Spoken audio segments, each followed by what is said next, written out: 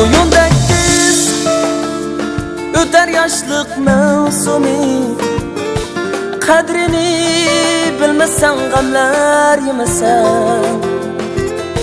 Yandırgın dilinge bilim şameni,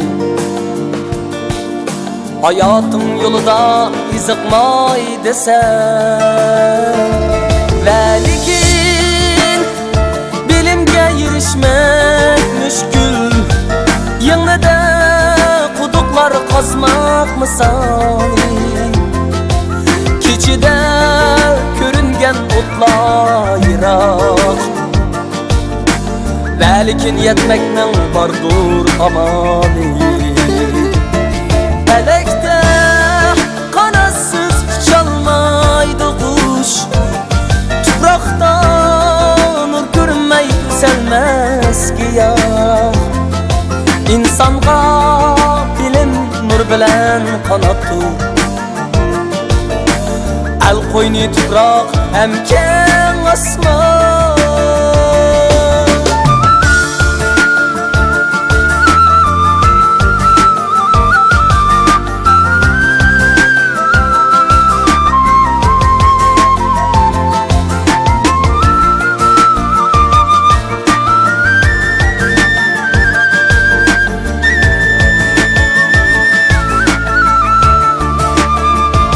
Quyundek tez öter yaşlık mevsumi, kadrini bilmesen gamlar yemesen.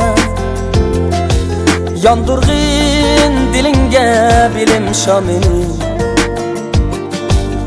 hayatın yolunda izıkmay desen. Velikin bilimge yirişmek müşkül, yığnıda kuduklar kazmak misali.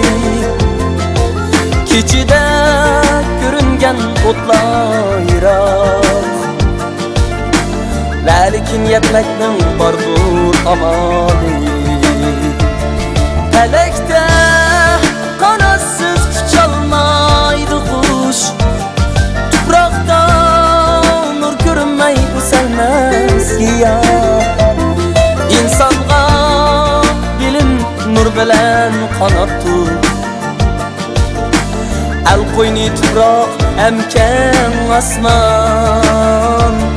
Bilimni kadirlen kadirleyli biz, yaşlık mu kımmettir bilim mu kımmet. Yaşlık ni tegesen ilim bilimge, yaşarsan bir ömür mənili.